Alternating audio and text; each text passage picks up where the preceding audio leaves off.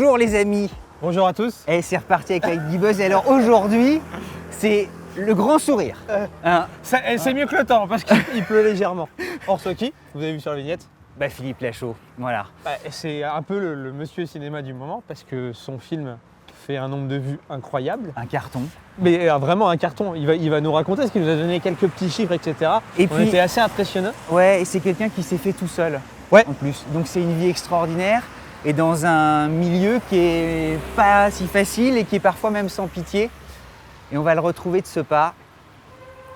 On va laisser passer le vélo. Philippe. Bonjour. Merci d'être des nôtres. Eh ben vous nous avez ramené le beau temps. C'est ce qu'on disait, tu vois, c'est l'été qui arrive, on est trop. C'est génial. Et puis on disait en introduction, nous on adore notre voiture parce qu'elle a un grand sourire. J'adore. Et toi, tu fais des films qui donnent le sourire aussi. Ah écoute, j'espère. Mais je suis fan de cette voiture. Franchement, je la trouve superbe. Elle est électrique, on tourne Ouais. la portière. On va rentrer part. parce qu'il Allez, pleut. On parfait. fait sans borne avec toi. Et regarde, tu vois là, il y a la petite lumière qui se déclenche. Hop. Merci.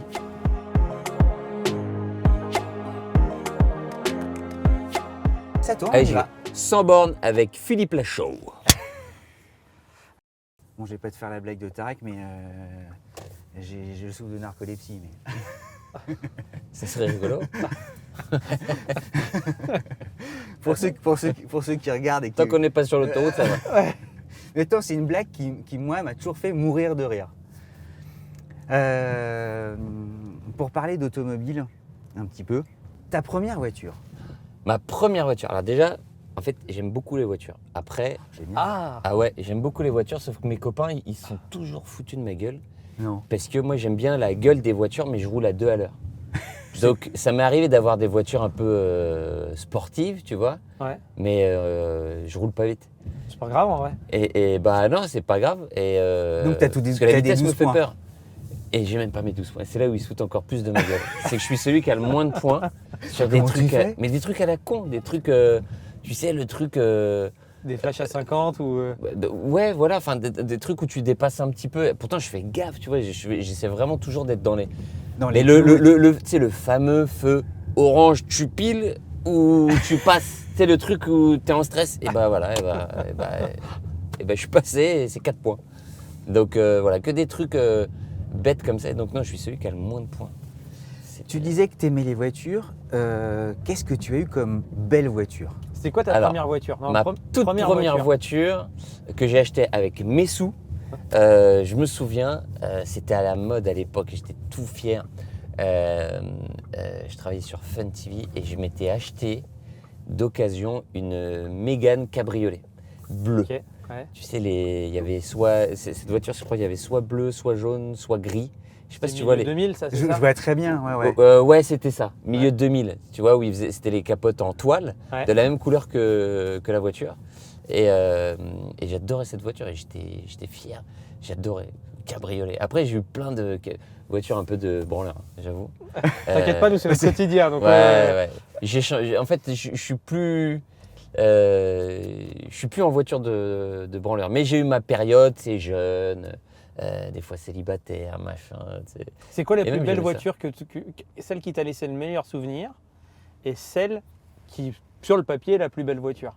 Et on a eu du lourd, on a eu des dans ceux qui sont assis à ta place, on a eu des Ferrari, on a eu des Bentley, il y a eu du lourd qui est venu.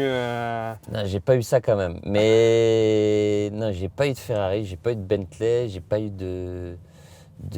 Qu'est-ce que j'ai eu? Plus belle voiture? Quand j'ai commencé à gagner ma vie correctement, quand j'étais sur Canal, je changeais tous les ans ou tous les ans et demi. Donc j'ai eu la TT cabriolet, Ouais, super. j'ai eu après le Z4 Ouais. cabriolet, après j'ai eu le SLK, donc, Ah oui, donc la t'as même fait- gamme. t'as fait tout le monde. Ok, Je d'accord. les ai toutes faites. J'ai gardé un an et demi, tu sais, pour essayer de pas trop perdre d'argent. Donc et j'ai essayé de faire une affaire T'as acheté d'occasion ou t'as acheté neuf? d'occasion à chaque fois. Ouais. Ah, mais t'aimais vraiment les voitures. Ouais.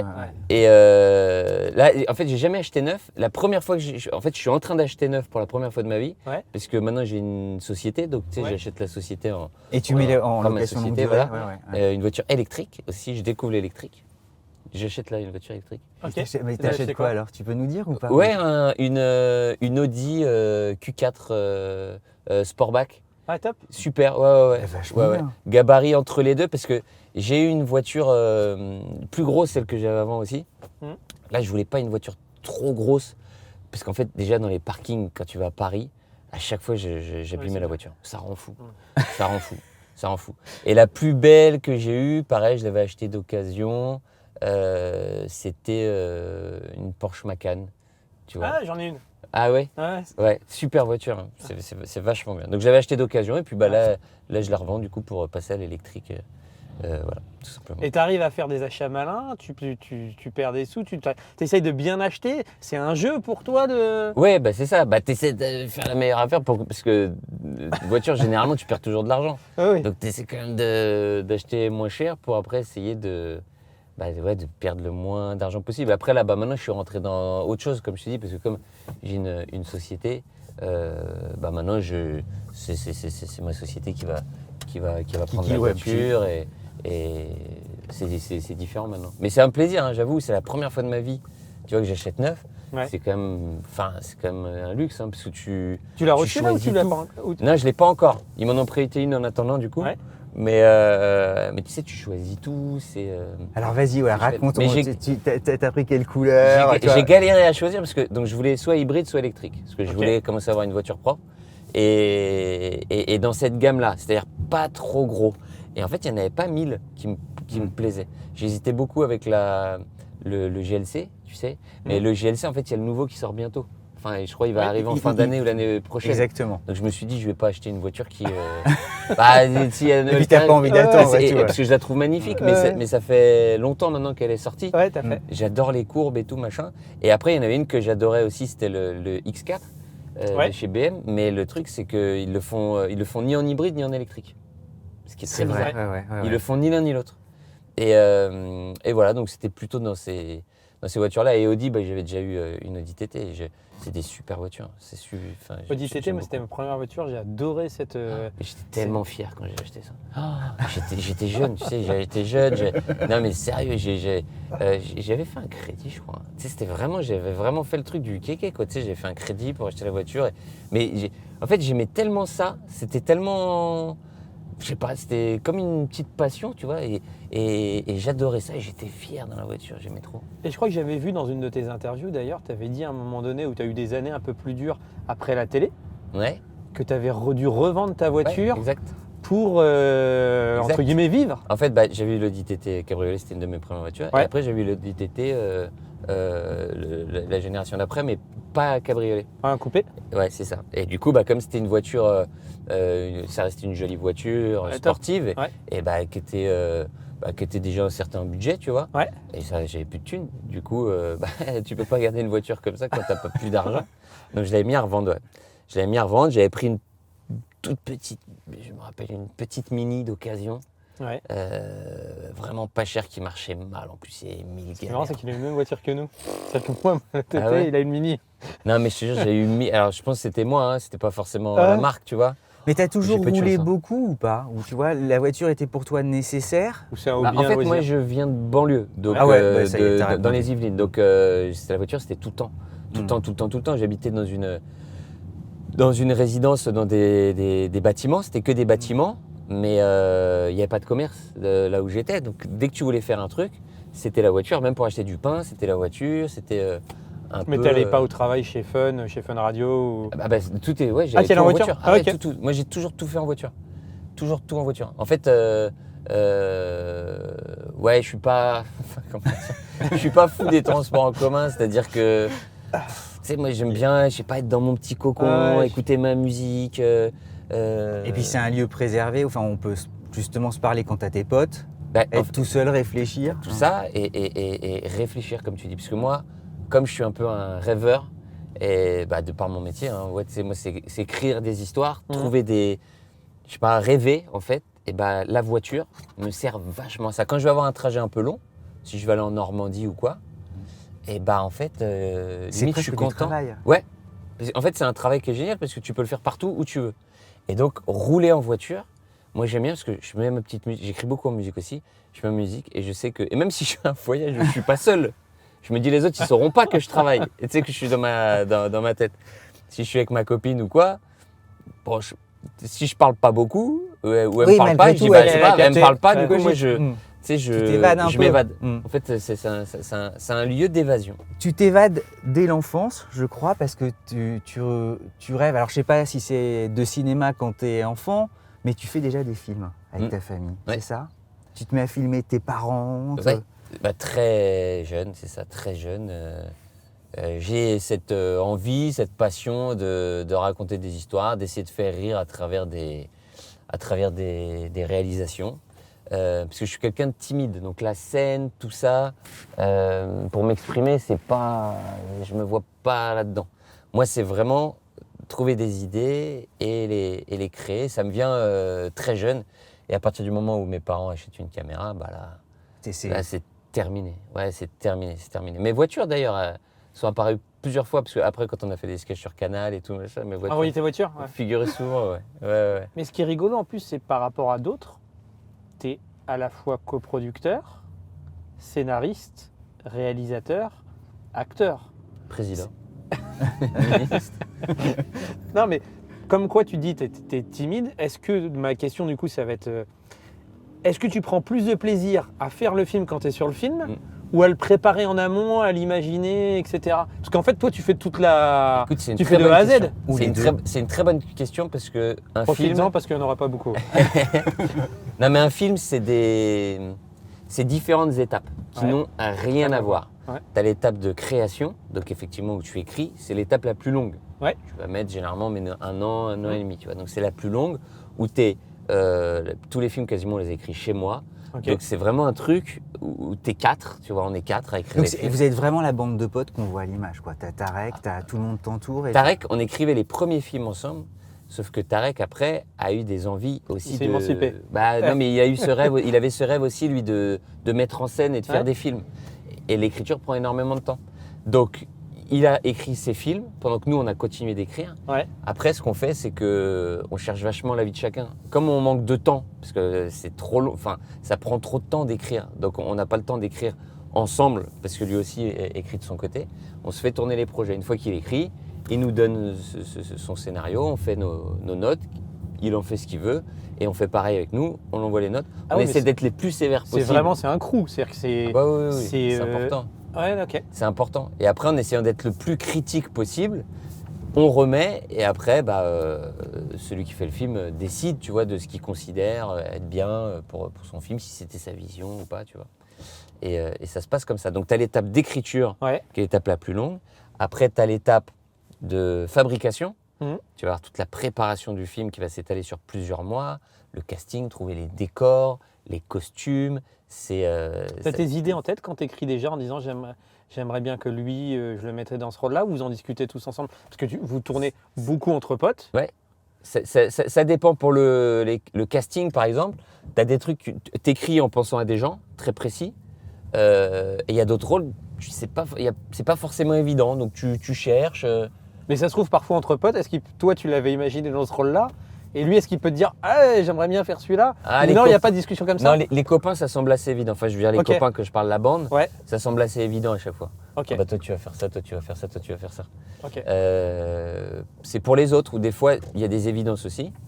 Tu vois, quand on a écrit Alibi.com 2, par exemple, Gérard Jugnot, pour moi, c'était une évidence, que c'était Gérard qui allait le faire. Il y a des rôles comme ça.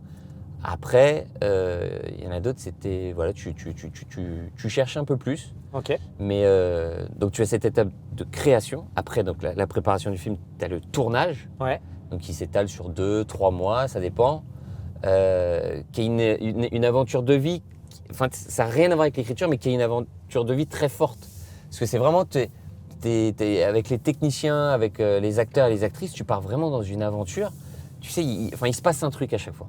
Et quand tu regardes les films, à chaque fois, t'as des belles histoires humaines, il se passe des trucs à chaque fois, parce que je te prends Baby Sting par exemple, c'était le premier film, donc on avait des étoiles plein les yeux, on tournait, on était entre copains, c'était l'aboutissement un peu de notre rêve à tous. Comme des fous. Il y avait un truc complètement dingue, tu vois, avec cette fraîcheur du premier film, l'extase et tout ça. Baby Sting 2, on part tourner au Brésil. Donc t'imagines, C'est- on c'est part fou, entre copains au Brésil comme ça, machin. Nicky Larson, c'était encore incroyable parce que ça permet d'aller au Japon pour essayer d'avoir les droits d'un dessin animé qui a bercé ton enfance. Ah, t'es parti toi-même défendre essayer de récupérer les droits de Nicky Larson? Ouais. Ah ouais, c'était une aventure incroyable. C'est-à-dire que déjà pour rentrer en contact avec les personnes qui font les mangas au Japon, c'est deux cultures qui n'ont rien à voir entre la nôtre et la leur. Ouais. Donc déjà pour rentrer en contact. Qu'est-ce qui se passe non Et puis toi, t'es connu en France, eux là-bas, ils s'en moquent un petit Et il peu. y a tellement de gens Ouais. avant qui filtrent ou quoi machin Ouais. pour accéder, c'est très compliqué. Donc déjà, chance de dingue, on arrive à avoir accès à l'auteur, Tsukasa Ojo, sauf que la condition était la suivante, il donne un accord de principe, mais il dit en gros, vous écrivez le scénario, Je le relis et je mais te si à la fin, c'est pas fidèle à mon œuvre ou ça me convient pas, Je dis niet. dégage. il n'y a pas de film. Donc C'est là, chaud. tu fais waouh, faut pas se rater. Parce que comme je vous ai dit, écrire c'est 1 an et demi. Donc tu dis putain, si ça ne marche pas, donc je t'explique même pas la pression que j'ai Ouais, Ouais. tu quand te je mets- pars au Japon avec mon scénario. En me disant, donc en gros, tu as les copains qui restent en France en me disant bah, bonne chance. Ah, c'est toi qui es retourné aussi Bonne une chance. deuxième fois? Non, là, j'y vais. La seule fois où j'y Ah, vais, moi, c'est la deuxième fois. la seule fois où j'y vais, c'est pour lui présenter Présenter. le scénario fini. Pardon, ok. Ok. Donc je pars avec les producteurs. Il t'avait donné quand même quelques trucs à respecter ou il t'a dit écris puis je verrai. Ah bah, son œuvre, elle est ce qu'elle est. Hein. Ouais. J'avais racheté tous les tomes en BD. Je m'étais t'es fait nourri beaucoup comme un malade, d'épisodes ouais. parce qu'il y a une différence entre la version BD et la version aussi qu'on a vue à la télé. C'est pas tout à fait pareil. Donc il faut que je prenne un petit peu tout ça, voir ce que je décide d'en faire. C'est une histoire à nous en plus. C'est pas une. Donc grosse pression quand même en écrivant. Je me retrouve aller là-bas avec le scénario, donc avec les producteurs. Et en fait, les personnes qui nous ont donné accès à Tsukasa Ojo, c'est Sony qui distribuait le film, donc qui a pris le film. Et Sony, bah forcément, au Japon, c'est pas rien. Oui. Donc via Sony Japon, machin. Ouais, t'avais une entrée quand même. Ouais. T'arrives plus Mais- que bien qualifié. Ouais. Donc je me retrouve à partir avec mes producteurs français, le distributeur américain, je parle pas anglais, au Japon où je parle pas japonais. Le truc, c'était un délire. Ouais. Et je me souviens, donc je prends l'avion, je fais waouh. Donc tu as quand même l'extase de partir dans un pays que je connaissais pas, découvrir cette culture qui est quand même complètement fascinante. Mais en même temps, la grosse pression. En portant ouais, 1 an de boulot énorme. Ouais, quoi. ouais, c'est ça. Et j'arrive, et un rêve en plus, parce que moi faire ce film, c'était un rêve. Et je me souviens d'un rendez-vous dans un hôtel, un dernier étage, ils ont privatisé une salle, on arrive en premier avec les producteurs français. Là, les Américains arrivent et tout, machin, hello, machin. Et je suis là et on attend Tsukasa. Et en fait, ce qui s'est passé, c'est qu'on a fait traduire le scénario en japonais. Moi, j'avais tout mon moodbook, en fait, c'est les photos, comment je voyais le film, les scènes d'action, comment je les voyais, pour les acteurs, les actrices, Ouais, donc t'avais tous les visuels. T'avais beaucoup préparé. Ah bah énormément, Ouais. pour qu'ils voient que je suis pas là en touriste et que vraiment, c'est la passion qui m'amène là, quoi. T'es pas là pour faire du buzz sur pas du son tout. nom, tu veux Pas du tout, respecter et l'œuvre. pas trahir son œuvre. Ouais, Moi, ok. vraiment, je veux qu'ils comprennent que, enfin voilà, que T'es à mine- je suis là pour les bonnes raisons, Hum. ce qui était la vérité. Et on nous apprend au Japon, quand on te donne une carte de visite, tu prends avec les 2 mains. Enfin, tu vois, Oui, c'est d'accord. très. Philippe Lachaussan, tu vois, ils sont Non, comme mais ça. Ouais. tu vois, mais c'est important, tu Ah, vois. ouais. Je veux que tout se passe bien et si tu le fais mal, et puis c'est je suis pas très une offense, respectueux, ouais. donc je veux que ce soit très fluide. Donc ils arrivent, il est avec son crew, avocat, truc, machin. Je sais plus combien ils étaient exactement. Toi, tu étais tout seul entouré justement de Sony ou t'avais J'avais 2 producteurs français, avec Marc et Christophe, avec moi. J'avais le distributeur français Stéphane Huard, avec qui, voilà, c'est lui avec qui on a fait Baby Sting 2, avec qui on a vécu des belles aventures, et le distributeur américain. Ils étaient 2, dont un grand boss de Sony aux États-Unis. Sony, la filiale, c'est Columbia. Ouais. Tu Ok. vois ce que je veux dire, la nana qui tient, Mhm. elle est marquée Columbia. Donc c'est pas rien. Tu vois, je suis avec des gens importants. Je veux pas que ça foire. J'espère que j'ai pas ramené tout le monde pour rien, tu vois. Donc tu as des traducteurs de partout, des traducteurs qui parlent français, anglais, des traducteurs qui parlent français, japonais, des traducteurs qui parlent anglais, japonais. Donc ça traduit de partout, tu vois. Donc moi j'essaie de faire des phrases concises, courtes, pour présenter le truc. Donc je dis voilà comment je vois le truc. Pour moi c'est un honneur, voilà, ça, j'ai grandi avec ça, toute ma génération, je vais essayer de faire quelque chose Voilà. Ça, c'est difficile quand nous on t'écoute parle. de rester insensible à ça. Tu vois, on se dit, le mec, au moins, il est motivé. Bah, Ouais. En tout cas, je parle avec le cœur. Mm. Tu vois, c'est pas un truc. Tu sens qu'il avait lu lui-même, il s'était fait Non. briefer. En fait, ce qui se passe, c'est qu'il a rien lu. Moi, je me pointe avec le scénario japonais et le truc, c'est ça. C'est à la fin de la réunion, c'est Il l'a je lu vous devant lui remets le pendant 15 scénario. jours. Vous avez 48 heures pour le lire et dans 48 heures, on se revoit. Et on vous dit oui, non ou Donc toi, quoi, pendant- ou j'en sais donc rien. toi, pendant 48 heures, t'es. Donc tu remets le truc et là, tu attends 48 heures. Et tu restes au Japon et tu te dis bon. Et donc Les là, gars, t'es pas bien. On tu va stresses. manger, on va. 48 heures après, le rendez-vous est pris, tu y vas. Et là, Envoyé nous accueille. C'était pas du tout la même ambiance que quand ils nous connaissaient pas, où un peu on se reniflait tous. Tu vois, là, tu sens le climat hyper détendu, ils ont tous le sourire.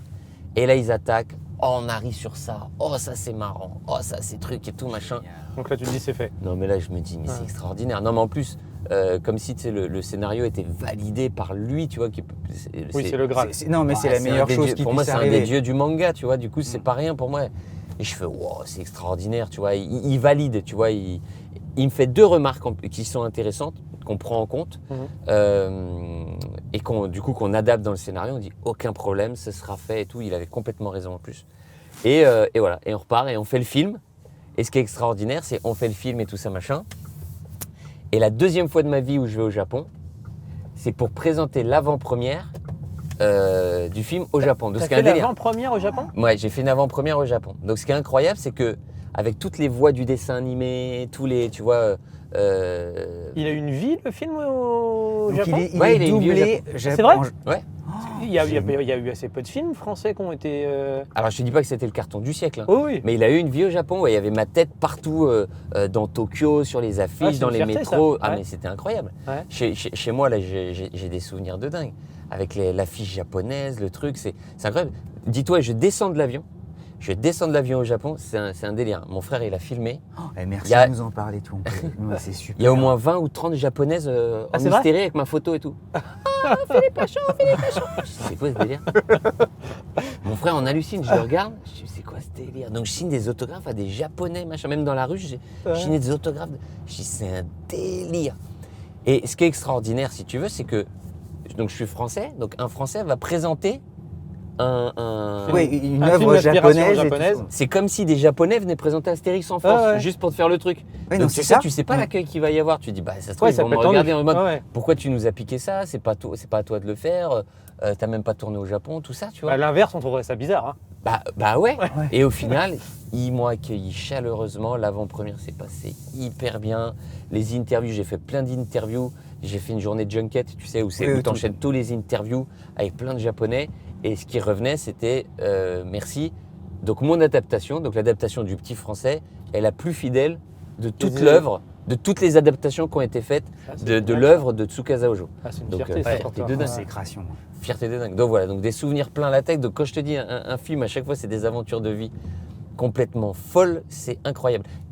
Et je reboucle avec ce que tu me disais il y a 3 quarts d'heure, que après cette étape Ouais. de la fabrication, tu as l'étape de post-production, Ouais. où là, donc, c'est tout ce qui est montage, mixage, tout ça. Et après ça, tu as encore la dernière étape, qui est l'étape promotionnelle. Et là, c'est encore autre chose. Quelles sont les étapes? Donc, on a compris qu'il y avait 4 étapes. C'est lesquelles que tu préfères si tu devais nous faire un classement? La promotion, tu vas la mettre en dernier, je vais t'aider. Je vais la mettre moi-même en dernier parce que tu vas peut-être vouloir dire toi-même. Non, mais promotion, je peux la mettre en dernier, mais pas de part, si tu veux, parce que ça m'embête d'aller dans des émissions télé, des émissions radio. Franchement, la plupart du temps, tu te marres, tu t'amuses, tu es bien accueilli, les gens sont gentils avec toi. Non, mais c'est pas désagréable. Et la tournée, Ouais. et la tournée promotionnelle, c'est des moments de vie incroyables, nous. Hein. Aller rencontrer le public qui vient voir nos films, Ah oui, ça c'est top. ils nous offrent des cadeaux, mais enfin, on vit des trucs, on a beaucoup de chance. C'est Les une gens sont angoisse tellement ou pas? gentils Tu vois, avec nous. la première projection, justement, Ah, c'est horrible. devant le public, Ouais, tu te ouais. dis, mais est-ce qu'ils vont rire? Est-ce que tu vois, tu le vis? Bah, c'est terrible, bien sûr. Parce que toi, avant, tu essaies de le montrer à tes potes, tu essaies quand même d'avoir des retours ou quoi, mais la première, c'est. Parce qu'en plus, quand tu fais une comédie, il n'y a pas de. Comment dire? C'est plus- Tu peux pas c'est plus tricher. dur. C'est sonore. C'est soit tu rigoles pas. Exactement. La comédie, c'est le seul genre, avec peut-être l'horreur et encore, on va dire non, il n'y a que la comédie où c'est sonore, donc tu sais si le film plaît ou pas. C'est si ça rit, ça plaît. Si ça rit pas, c'est que ça marche pas. Un drame, un film d'action, un film d'aventure, il n'y a C'est pas de bruit dans la silencieux. salle, c'est normal, tu vois. Donc Tu peux pas savoir. Une comédie, le verdict, Tout de suite. les dés sont jetés à la fin du film, tu sais. Donc oui, c'est stressant. Après, quand ça se passe bien, quand tu sais tout le protocole qu'il y a avant, enfin c'est 2 ans entre l'écriture, la fabrication, 2 ans ou 2 ans et demi, quand tu montes le film et que tu entends les gens rire, C'est Quand sourire. tu- tu fais waouh. Ben non, mais je te jure, parce que ça représente c'est tellement long, c'est pas comme un spectacle vivant où tu écris la vanne le matin, tu la testes le soir sur scène, c'est drôle, c'est pas Oui, drôle, puis je la tu peux pas garde une ignorer. Ouais. Là, c'est mort. Ça, T'as c'est passé pas ça. 2 ans. Ouais. Là, c'est pas ça. Là, tu prépares les costumes, comme je vous ai dit. Donc, si tu fais un bide où le film il est moins bien ou quoi, ouais, là, c'est chiant. Philippe, aujourd'hui. Je parle beaucoup, hein, non, désolé. non, mais c'est ton émission. En même temps, c'est le but. Si tu disais rien, on était un peu embêtés. Hein. On se dirait merde. Mais là aujourd'hui, Victoire, voilà, tu as réalisé, je pense, une sorte de rêve d'enfant. Tu es quand même passé par des péripéties. Et en préparant l'interview, c'est après Canal+, tu as traversé une sorte justement, tu as dû vendre ta voiture. Tout n'a pas été aussi successful. Ça n'a pas été linéaire. Et j'ai l'impression que tu es d'un optimisme forcené, parce que tu n'as jamais lâché. Et tu sais que tes potes commençaient à chercher un boulot ailleurs en disant bah c'est ouais. pas notre destin, on fera pas de cinéma, tant pis. Juju, il s'était remis à faire du casting. Enfin, quand je dis du casting, il était directeur de casting pour des émissions télé. Moi, j'ai essayé de faire des petits boulots. Enfin, il y a eu des moments de doute très importants. Mais en fait, si tu veux, ces moments de doute qui étaient très importants, parce que quand tu n'as plus d'argent, il n'y a rien qui se passe. Et en fait, Non, mais c'est horrible à vivre. et en Tu fait, doutes pas le à ce cinéma, moment-là, tu veux ouais. faire du cinéma, mais en fait, Les portes s'ouvrent pas. C'est tellement dur. Tu vois, tu te dis, en fait, déjà, t'envoies à qui, tu fais comment? Enfin, Et pourtant, ça tu sent lâches pas. Mais, en fait, disons que la passion. Déjà, je me rassure en me disant Louis de Funès. Louis de Funès, qu'il a connu À 50 ans. jeune. À quel âge il a percé, Louis de Funès? Il a percé pas jeune. Ok, donc ça veut dire que c'est un métier. Toute ma Tout- vie, tout je pourrais peut arriver. percer. Une chance, Non, mais ouais. c'est vrai, tu vois. Donc, c'est pas une carrière, c'est l'inverse des carrières de sportifs. Où si tu perces pas avant tel âge, C'est mort. derrière, c'est plié. Acteur ou réalisateur, il n'y a pas d'âge. Donc, ok. Donc, bon, déjà, je me disais ça. Je me dis après, je peux pas lâcher parce que j'aurais l'impression d'avoir pas raté ma vie, mais de pas être allé au bout de Tu veux pas avoir de regrets. ce qui m'anime en fait. Ouais. Donc, même si j'avais repris, en fait, si tu veux, même si j'avais repris un métier plus traditionnel, on va dire, mon père il était dans les assurances. Donc, moi, la facilité, c'était dans les C'est assurances. devenir assureur. Je sais qu'à côté, j'aurais toujours tourné et j'aurais toujours essayé. J'aurais toujours essayé. Ce qui aurait pu se passer. Hein, parce Mais que justement, tu parles de tes parents et tout ça pendant cette période-là. Tu vois, ils avaient un regard, j'imagine, bienveillant. Mais je leur mentais en fait. tu vois, Ou est-ce qu'ils te disent pas, tu prends vois, ta carrière en main, Non, mais réfléchis je- à en autre fait, chose. on est inquiet pour toi, peut-être. tu Non, vois. parce que je leur mentais en fait. Je maquillais la vérité. C'est-à-dire que quand ça marchait, ils me voyaient à la télé. Ouais. Ils se doutaient que ça marchait marche. bien, tu vois ce que je veux dire. Par contre, quand je commençais vraiment, je voyais les économies qui faisaient bloum, bloum, bloum, bloum. Et je me suis dit, merde. Et du coup, je leur mentais. Je disais, non, mais ça va, là, j'écris pour un petit dessin animé, là, je fais ça. Enfin, je mentais à moitié, parce que je faisais quand même des petits trucs. Mais si tu veux, c'est tellement incertain, tellement pas régulier, tellement... Et le fameux truc des intermittents, où tu as les acédiques pendant, je sais plus, c'était 10 ou 12 mois, tu vois. Au bout d'un moment, si tu fais pas tes heures, et je faisais plus mes heures, donc au bout d'un moment, tu n'as plus les acédiques, tu n'as plus rien. Ils ne seront plus là. Donc si tu fais un petit truc qui va te faire gagner 150 € par-ci, 150 € par-là, mais en fait, la semaine d'après, en fait, ils te le prennent pas. Bah ouais, les finances Là, en c'était prennent un dur. sacré coup. Ouais. C'était très dur. Et tout ça, ce qui est rigolo, c'est que c'est arrivé pile, l'intersection, c'est un film dans le film, ce truc. C'est que c'est arrivé pile au moment de babysitting, c'est-à-dire que j'étais au bout, j'étais dans le rouge financièrement, j'avais plus rien. T'es à 2 doigts de lâcher, c'est le moment où Ouais. c'est arrivé. Et de l'autre côté, je me dis, en fait, soit babysitting, quelqu'un me l'achète ou ça se fait, soit en fait, je suis obligé vraiment juste de vivre, tu vois. De Parce que changer. quand tu fais gaffe à ce que tu achètes, les courses, tu commences, le truc de t'achètes des pâtes, c'était ça. Hein. Ouais, non, mais que des pâtes. on imagine que c'est Ouais. dur. Est-ce que ça t'aide? Et le déclenchement babysitting, alors, tu vois, c'est quoi? Ça se... Écoute, je suis porté donc par cette passion de me dire, c'est impossible que ça marche pas. C'est impossible.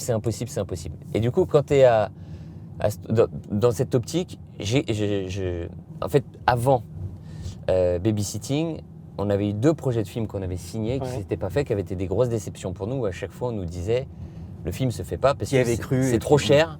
C'était des films trop ambitieux. Vous n'avez jamais fait de cinéma, on n'arrivera jamais à monter le Non, mais t'es financement d'un sur vous. optimisme forcené, parce que t'en aurais plein qui auraient dit bon, on arrête. Ah bah ouais, non mais 1000 fois j'aurais pu arrêter, hein. Mais bien sûr. C'était plus facile d'arrêter que d'y C'est croire. C'est un bon exemple, ça. Mhm. Ouais. Et en fait, du coup, 2 films qui se font pas, à chaque fois ils disent non, vous n'avez pas fait de cinéma, on peut pas monter le financement sur vous. Et du coup, c'est comme ça que j'ai l'idée de babysitting dans mon bain. Je me souviens, je suis dans mon bain, je me dis putain. Je me dis comment, c'est quoi la solution pour faire un film un jour. où on garde un gamin et tout se passe mal. Et je Allez, me hop. dis mais non, mais il faut un film pas cher.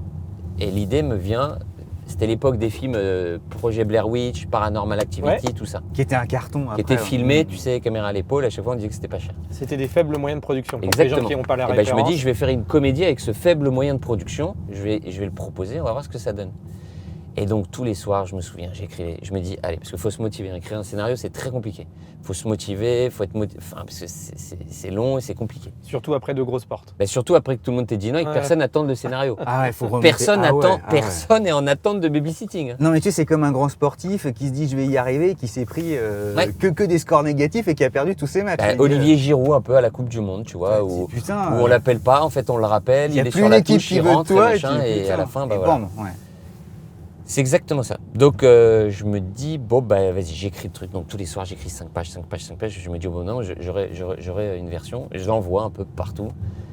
Alors, l'histoire est dingue parce que j'ai pas beaucoup de contacts dans le cinéma. T'as un agent à cette époque-là ah ouais, qui te suit. Ah, mais je connais quasiment personne. Je dois avoir 2-3 chapeau. contacts. Donc tu fais tout seul, mais à l'époque, tu as toujours un agent qui te suit. Ouais, J'imagine mais- quand tu étais à la télé, tu avais un agent. J'imagine que quand tu étais un peu moins à la télé, l'agent était peut-être un peu moins présent. Non, ouais, non, il se passait pas grand-chose de nulle part. Enfin, je savais qu'il fallait que ça vienne de moi. Ouais. Je savais qu'il y aurait rien qui tomberait Donc du ciel. je fais all-in et on y va, quoi. Donc, je fais comment? Je dis, j'ai pas les adresses, je connais Des pas les mails à droite à producteurs. gauche. Je fais comment? Bah, Internet, Pathé, mec, le boss de Pathé, comment il s'appelle? À l'époque, Nom, c'était prénom. Romain Legrand. Ouais, je faisais ça. Et du coup, je prenais Romain Legrand Pathé et j'envoyais 20 mails différents à Romain Legrand. Ah, c'est fou. Et il le sait, Romain, s'il voit cette interview. C'est marrant. Bah oui, parce que maintenant, je le connais. Tous ceux à qui j'ai envoyé des mails, maintenant, je les connais. Alors, je Mais les qui connaissais dit- pas. bah, ouais. Aujourd'hui, je les connais tous. Tous ceux à qui j'ai envoyé les mails. Et j'envoie donc Remarque, c'est super drôle romain.legrand.pathé.fr. pour eux. r.legrand@pathé.fr, romain.legrand@pathé.com. J'en envoie 20 et en fait quand j'envoie, tu sais t'as les retours. tes retours, ouais. Donc je savais Il y en a un qui fait bingo. quand j'avais le bon mail, je savais. Donc je dis OK, donc lui j'ai son mail. Donc je notais tout sur des feuilles. C'était un boulot à part entière. Hein. C'est pas genre quand j'avais pas de travail, je me J'envoyais levais avec le un faux midi mail quoi. pour tester le mail. C'est je me mettais le réveil le matin. Ouais. Je Et t'y me allais. mettais, OK, je me réveille, tac, 8h, je me réveille, je prends mon petit déj et j'attaque. Il faut que je Le trouve l'entrepreneuriat aussi. hein. il faut que ça marche d'une façon ou d'une Et autre. on a Donc, c'est tous- quoi les idées? Donc, je mettais tout sur des papiers. J'envoie le scénario, ta. Est-ce que j'ai d'autres idées de films que je peux pitcher, envoyer les pitcher? Enfin, c'était vraiment, j'avais toutes mes feuilles et tout. Faut être motivé. Franchement, faut y croire parce que putain, quand j'y repense comme Et ça. donc je dis- Romain te répond ou pas, tu vois Alors, j'ai dû envoyer peut-être 200 mails en tout. 200 ou 300 mails. T'as eu combien de réponses? Certains me répondaient pas. Certains me C'est répondaient. normal, c'est la vie. Certains me répondaient avec des avis défavorables, mais au moins je me dis, ils ont lu, c'est chouette. Donc si j'ai une prochaine idée, je notais le truc, je l'entourais, je dis, je peux leur envoyer si j'ai une prochaine idée. Personne n'a considéré le truc sauf un producteur, un petit producteur à l'époque, parce que lui, je l'avais croisé. Et en fait, je lui envoie, donc parmi tous les contacts que j'envoie, je lui dis salut Marc, tu te rappelles, on s'était croisés j'ai une idée de film, est-ce que je peux te l'envoyer? Vas-y, envoie. Je lui envoie. Donc parmi tout ce lot, tu sais, j'envoie partout. J'avais envoyé à Dominique Farrugia, tout le monde, Luc Besson, enfin tout le monde. T'as fait j'essaie la tout le liste, monde, ouais. tout le monde. Et, Il y a tout le monde. et le seul qui me rappelle, c'est donc ce petit producteur de l'époque qui s'appelle Mark Fishman. Et t'as fait avec lui au final? Bah, en fait, je regarde ce qu'il a produit, je vois il a pas fait grand chose, mais je me dis en même temps, il n'y a que lui qui y croit, donc je vais faire avec lui. Bah, pragmatique. Donc, Mark Fishman, ça avance, il me fait retravailler le scénario, très bonne remarque, du coup, je continue à travailler sur lui, mais gratuit, tu vois. Et il me présente après un autre producteur, qui s'appelle Christophe Cervoni. Ok. Donc ils se mettent tous les deux et on avance. Et c'est ces petits producteurs qui ont monté, enfin qui croient en moi. Du coup j'écris. Et ils me disent bon, on va le présenter on va essayer de le financer. Je dis bon bah formidable. Top. il le présente. Putain, et il trouve pas le financement. C'est compliqué. C'était Lui, quoi le budget que tu lui, il a cherchais dit pour non. que les gens se rendent compte de ton premier film comme Alors, c'était aux alentours de, je sais plus, ils cherchaient peut-être 4 ou 5 millions ça? Ok. qu'ils n'ont pas réussi à avoir. Ouais. Ce qui n'est pas énorme, si tu veux, pour un film. Hein, tu vois, ils ont réussi à avoir 2, je crois, un truc comme ça. Ok. Mais qui pour un premier film et tout ça est pas si mal non plus, enfin vu le... Non C'est pas beaucoup. C'est pas beaucoup. Ça reste pas beaucoup quand même. Donc tu cherchais ton 4-5 millions. Donc, ils me disent, on trouve pas le financement. Si bien que tellement ils trouvent pas le Ça financement. dure combien de temps ça? Ils te mettent combien de temps entre Ah, le moment c'est sur des mois. Ah ouais. C'est sur des mois. Si bien qu'à un moment, ils me disent, écoute, on n'arrive pas à monter le financement avec toi. Ouais. Donc, peut-être que la seule solution, C'est de le vendre. c'est de changer l'acteur principal, avec qui on trouvera peut-être un financement. Ok.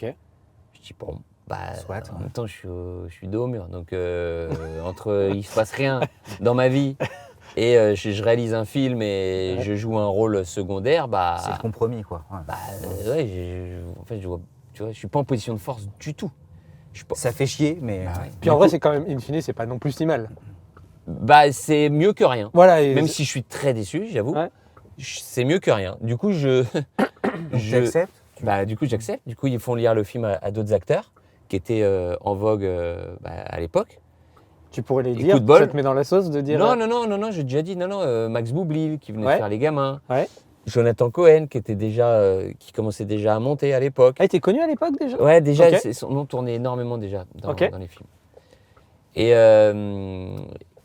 Et en fait, mon coup de bol, c'est qu'ils disent tous non.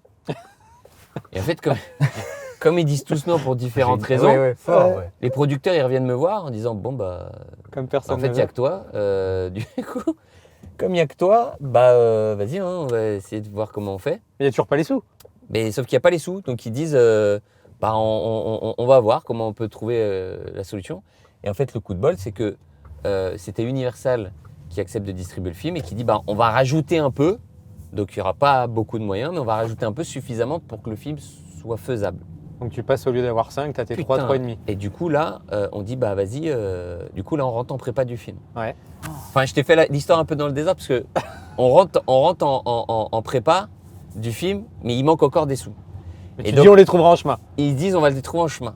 Sauf que moi, donc je fais des réunions avec les équipes, Ouais. j'explique, je dis, bah voilà, moi je vois le film comme ça. Donc je fais des réunions avec les cascadeurs, avec les machins, avec les trucs, les machins, la déco, tout ça. Et un jour sur deux, je me souviens, les producteurs, ils rentraient dans le bureau discrètement et ils venaient me voir ils venaient à mon oreille et ils me disaient, bon, je crois qu'on va pas avoir le financement, on va pas pouvoir faire le film.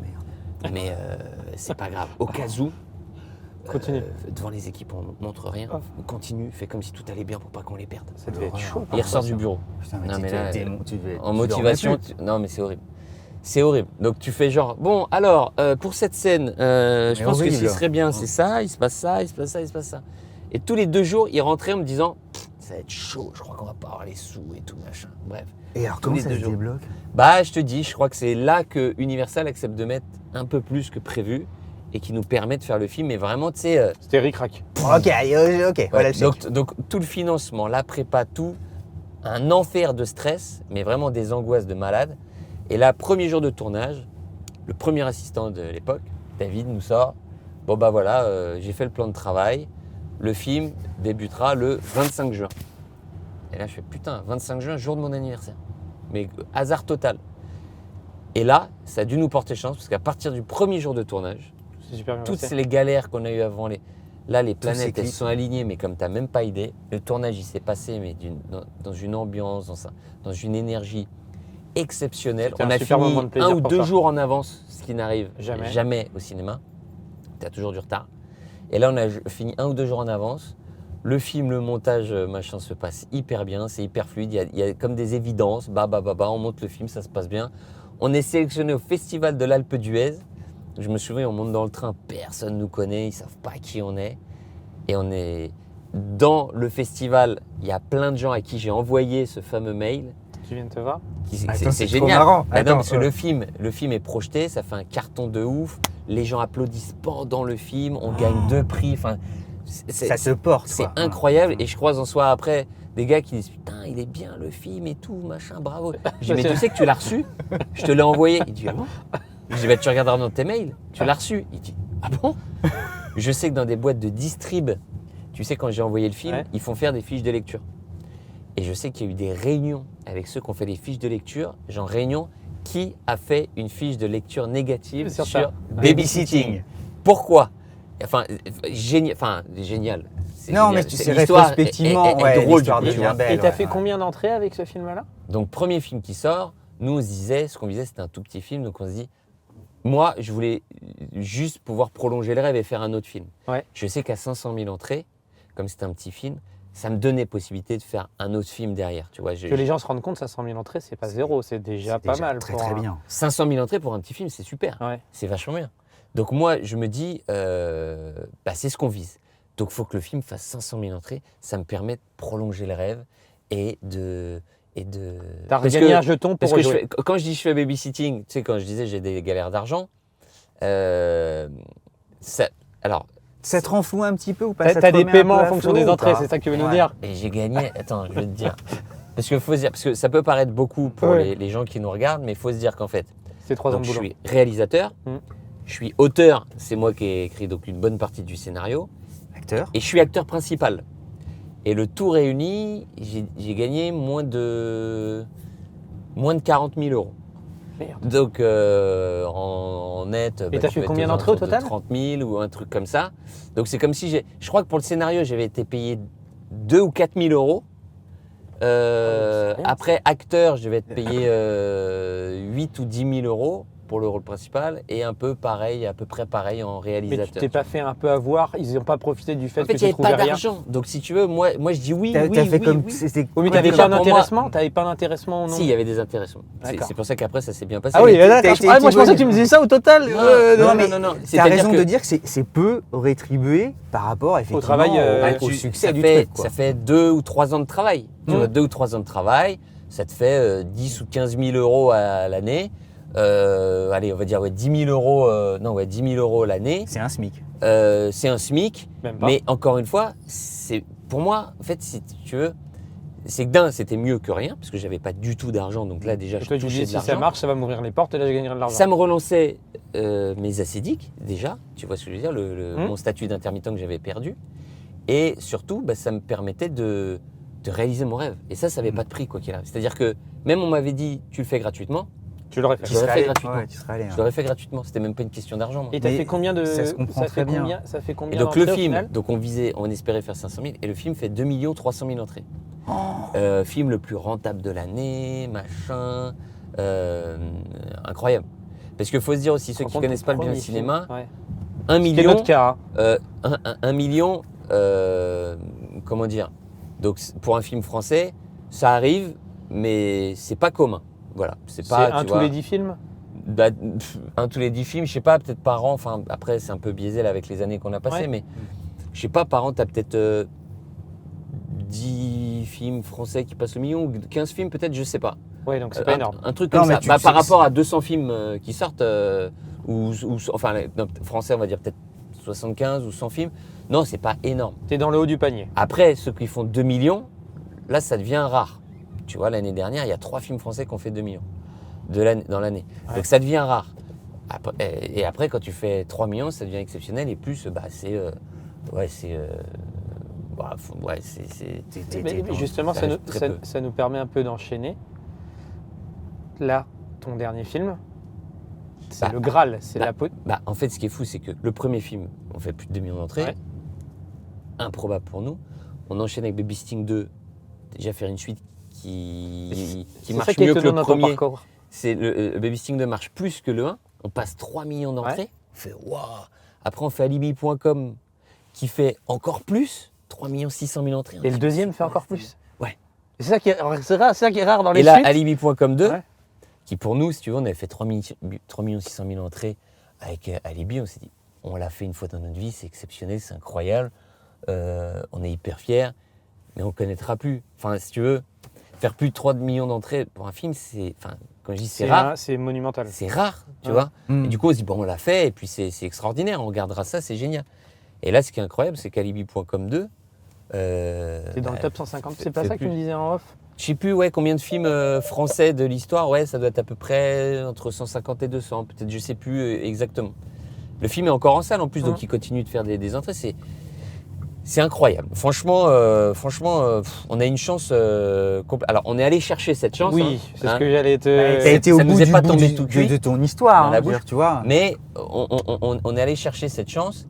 Et c'est pour ça aussi qu'on travaille beaucoup, tu vois. C'est que maintenant qu'on a goûté à ça, maintenant le truc, c'est qu'on ne veut pas que ça s'arrête. Philippe, aujourd'hui, t'as réussi tes films et tout ça. T'es indépendant, tu fais tout seul. Est-ce que tout à coup, C'est relatif. tu fais hein. tout Ouais, en c'est- bande. non, non, J'écris pas seul. Ouais, Quand non, je réalise un film, je ne suis pas seul. Enfin, mais je veux dire, c'est ta volonté, tu vois. Mmh. Est-ce que tout à coup, tu te dis, j'aimerais avoir, je sais pas moi, la reconnaissance d'un autre réalisateur, que le téléphone sonne pour qu'on me demande en tant qu'acteur, ou tu te dis, bah attends, A priori, le téléphone, il doit sonner, mais pourquoi moi j'ai tu ma fais ce choix société, de tout faire marche bien, je suis tranquille. Qu'est-ce que, tu vois, En fait, non, j'avoue que j'ai la chance qu'on me propose, non, des choses, beaucoup de choses même. J'ai cette énorme chance. Je suis très gêné d'ailleurs de refuser quand je sais à quel point j'aurais rêvé de ça super. dans mes années de galère, tu vois. Mhm. Donc, quand je dis non, je dis putain, t'imagines, je suis en train de dire non. Bah, cette personne, en plus des personnes souvent que j'aime t'aimes beaucoup, beaucoup, donc ouais. j'aime bien le travail. Mais en fait, ce qui se passe, c'est que souvent, comme dans mes films, je fais tout, j'écris, je réalise, ça me prend un temps incroyable. Et ça me laisse très peu de temps, en fait, au final, pour faire autre chose. Et comme là où je m'éclate le plus, évidemment, c'est dans les histoires que je raconte, parce que je maîtrise tout du début à la fin. Et en fait, je fais ça avec mes copains. Enfin, faut se raconter quand même. Tu vois, non, mais j'ai une chance exceptionnelle. Et du coup, c'est vrai que pour l'instant, ça me changera peut-être. Et peut-être que. C'est quasi unique au fond de bosser comme ça. En tout cas, c'est une chance exceptionnelle. C'est que je fais mon planning, je fais mon emploi du temps, j'écris ce qui m'éclate. J'estime avoir une chance incroyable. Tu vois, mes journées de travail en ce moment, parce que là, je me suis remis à l'écriture, c'est mon réveil sonne, je fais mon petit sport. Et après, je vais retrouver mes copains pour écrire des bêtises, tu vois, des trucs pour faire rire les gens. C'est dur après, hein. Je dis pas que c'est facile. Hein. Trouver des idées pour faire rire les gens, pour se renouveler, écrire une histoire, des bons enjeux, tout ça, c'est dur. Mais j'adore ça,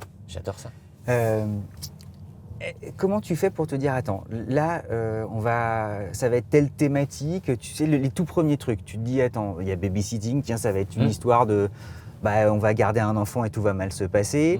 Alibi.com, on va créer une société qui va inventer des alibis. Tu vois, ça devient comment? Alors, Baby Sting, c'est comme je t'avais dit, c'était un truc économique, de me dire, il faut que je trouve une histoire que je puisse raconter. Et du coup, je me suis dit, vas-y, on tourne tout dans une maison. Ouais, on me dit que les parents ont confié et en fait, ils retrouvent une caméra. Je me dis, si tu tournes tout dans une maison avec une caméra retrouvée, ça devrait pas être cher. Donc ça, l'idée, c'était économique et pas artistique. C'est rigolo comme. Ah, mais c'est vrai, hein. Ouais. C'est dingue. Hein. Et après, Au final, Alibi, ça marche d'enfer. c'est envoyer un reportage à la télé. Ok. Parce que ces sociétés existent. C'est fou. Et je vois le reportage, je dis, mais c'est fou ce truc-là. T'as des gens. Ça existe. Ah, je sais pas que ça existait. Ouais. T'as même des applications Putain, sur le j'avais téléphone jamais et tout maintenant. C'est incroyable. Et donc l'idée me vient comme ça. Je dis, mais attends, c'est un délire ce truc-là. Et je trouve l'idée incroyable. C'est dément. Et je me dis, vas-y, je vais faire un film sur ça. Je vois le reportage. Et après, du coup, tu sais, il n'y a pas de. Nicky Larson, c'était un truc de gosse. Je sais plus, on était sur un quai de la gare avec les copains, je sais plus quoi. On dit, putain, t'imagines. Je sais plus pourquoi on parlait de Club Dorothée, machin. Et on parlait de Nicky Larson, donc c'était venu comme ça, un rêve d'enfant. Donc voilà. Et super-héros malgré lui, j'avais eu l'idée il y avait super longtemps. En fait, à l'époque où je cherchais des idées, vraiment des idées de films, des pitchs ou quoi, j'avais eu l'idée de Baby Sting. Ouais. Alibi, tu les avais je l'avais déjà. eu un peu en même temps. Ouais. Et j'avais eu l'idée du mec qui perd la mémoire et qui du coup se prend pour quelqu'un d'autre. Parce que super-héros, il y a une imagination incroyable en fait. Du mec qui devient amnésique Alors, et tout. à la base, c'était pas un film de super-héros quand j'avais vu l'idée. Moi, c'était juste le concept du mec qui perd la mémoire et qui se prend pour quelqu'un d'autre. Une espèce de parodie de Jason Bourne. Je me dis, il y a un truc marrant à faire. Mais t'imagines le mec qui perd la mémoire.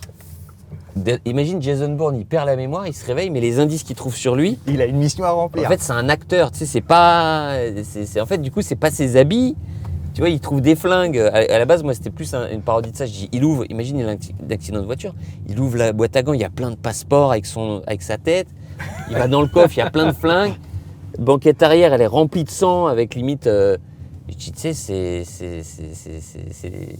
c'est marrant quoi. Et après, avec toute cette mode des films de super-héros et tout, je dis mais attends, ce serait encore plus drôle, en fait, ce serait encore plus barré qu'en fait le mec il joue dans un film de super-héros. Et plus bonne ambiance aussi, parce que film d'espionnage, ça racontait des morts et tout, j'avais peur que ce soit un peu moins bonne ambiance pour une comédie.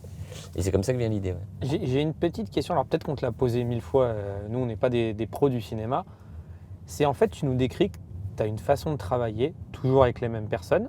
Tu nous expliques que tu es timide, donc tu t'es créé ton petit conco et tes petites habitudes de travail. Ouais, c'est vrai. Est-ce que tu n'as pas finalement une peur? Est-ce que tu te dis, si je quitte ça et que je vais faire sur un réalisateur, y aller tout seul, j'aurais plus mes habitudes, j'aurais plus mes recettes qui font que c'est un succès, ça peut, parce que moi à ta place j'aurais peur de me dire j'ai plus mes ingrédients ou je sais que c'est sûr que c'est un succès. Enfin, je suis sûr. Non, mais j'ai les bons ingrédients. Alors, ce qui peut faire peur, j'avoue, c'est le fait de ne pas tout contrôler. Ouais. Tu dis, je vais pas être là au montage, je vais pas être là. Donc faut faire confiance. Ouais. Donc bon, ça c'est une chose, tu vois, donc faire confiance. Mais je sais qu'à un moment je ferai confiance, tu vois. Mais non, c'est vraiment ce que j'ai dit avant. C'est vraiment le fait de se dire, ouais, c'est quand même cool, tu vois. En fait, moi, t'imagines, je me considère un peu comme Harry Potter. C'est comme si j'avais une baguette magique. Ouais. De te dire, t'imagines une idée que j'ai, et bah, je peux la transformer en réalité. Tu sais, quand on écrit Baby Sting 2, on dit, bah là, imagine les mecs qui sont dans un avion, qui va pour s'écraser, ils doivent sauter en parachute. Et bah, quelques mois après, tu te retrouves dans un avion, au Brésil, en train de sauter en parachute. Enfin, tu vois, c'est un délire. C'est-à-dire que tout devient oui, ce que tu imagines devient possible. Ouais. Oui. Bah ouais. T'imagines, c'est incroyable. Pour un rêveur comme moi, c'est une chose. C'est peut-être un peu trop tôt, parce qu'en fait, là, tu es en train de profiter de tout le succès que tu as mis à construire. Tu récoltes, parce que j'imagine que tes prochains films, tu auras de plus en plus de moyens pour faire ce que tu veux. Donc en fait, ça serait trop tôt de quitter cette façon de faire. En tout cas, j'en profite. J'en profite pour essayer que ça dure le plus longtemps possible. Question qu'on a déjà dû te poser 20 fois. La comédie, c'est ton truc et tu n'as pas envie d'en sortir, ou tu t'interdis pas de faire autre chose un jour? Ça, pareil, ce qui m'éclate le plus au monde, pour l'instant, c'est essayer de faire rire les gens. Une salle de cinéma qui rit, c'est là que moi je prends le plus de plaisir. C'est quand j'entends les gens rire sur des trucs qu'on a fait. Je prends un kiff, mais vraiment monumental. Ça me fait du bien parce que je suis quelqu'un de nature plutôt, comment dire, la vie est dure en soi. Je veux dire, tout le monde traverse des épreuves et le monde, entre guillemets, va mal pour 1000 raisons. 1000 raisons. Et si j'ai un rôle à jouer, moi, c'est plutôt d'essayer pendant 1h30 de donner aux gens une parenthèse de légèreté. Tu vois, moi, je me considère un peu pas une mission, mais en tout cas, si je peux servir à quelque chose, moi, c'est à ça que je sers. Je suis fan des thrillers, je suis fan des films d'action, des films de science-fiction, je suis fan de tout ça. Mais disons que moi, j'ai l'impression que je suis plus utile dans ça que dans autre chose. Après, peut-être qu'en vieillissant... Donc pour l'instant, moi, ça me va très bien. Si aujourd'hui, tu me dis toute ta vie, tu fais ce que tu fais, ton but, c'est de pas changer. Moi, ça me va très très bien. Peut-être qu'un jour, j'aurai envie d'essayer autre chose, de faire autre chose, d'aller dans d'autres univers. Voilà, pour l'instant... je m'éclate là-dedans. En même temps, tu as travaillé tellement dur pour arriver. Ouais, c'est dommage de te dire. Non, mais si tu veux, j'ai pas le fameux syndrome Ciao Pantin. Il faut faire son film un peu dramatique ou machin, ou je l'ai pas du tout. C'est-à-dire que moi, ça me dérange pas du tout de pas faire d'autres films pour l'instant. Ça pourra changer, mais on verra. Alibi 2, ça sort sur les plateformes bientôt, non? Alibi 2, ouais, j'ai pas les dates. Ça va arriver bientôt en VOD, bientôt en DVD, mais j'ai même pas les dates. Là, il est encore à l'affiche, ça se passe bien, c'est super. Et Alibi 3, écoute ça, on verra. Ou Alibi 4 alors. Faut les idées. Non mais faut les idées, c'est ce qui nous a empêché par exemple de faire Baby Sting 3, c'est qu'on n'a jamais trouvé la bonne idée. Donc on veut pas... Tu vois, forcer. Des trucs de business. Le pire pour nous, ce serait que les gens se disent « Ah, ils ont fait un 3 histoire de faire un 3 pour les mauvaises raisons ». Et que du coup, ça ne plaise pas. Donc si on le fait en tout cas, c'est parce qu'on aura une idée où on se dit, les gens, on va entendre des gens rire dans la salle. Et là, tu bosses avec Tarek, c'est ça? Vous écrivez en ce moment? Et là, effectivement, en fait, on a fini le tournage du film de Tarek, qui sort le 25 octobre, qui s'appelle 3 jours max. On a tourné au Mexique, c'était super. Aussi une suite alors? Et lui, c'est aussi une suite. Et là, c'est film de Tarek. Donc là, pour le coup, attends, c'est génial. Je suis complètement, là, je suis que acteur, je lui fais confiance, ce qui est très reposant, j'avoue, par rapport à C'est dingue ce que vous à avez mettre créé en en scène. fait, tous C'est- ensemble c'est entre potes. Une histoire Vous vous en rendez d'amitié. compte Ouais, on se le dit souvent. Quand on est dans des endroits, tu vois, quand on était au Mexique, on était en jour off, on est allé, on était dans des espèces de mangroves, on faisait du paddle, on avait on avait des masques, on nageait avec des gros, tu vois, des lamantins, tu vois ce que c'est? Très bien, ouais. On nageait avec les lamantins, et avec Tarek, on se regarde, et on se dit, mais elle est folle notre vie ou pas? On vit, Ouais. c'est fou. On dit, hein. t'imagines par quoi on est passé, les moments de doute où il n'y avait plus rien, on avait envie de de se pendre.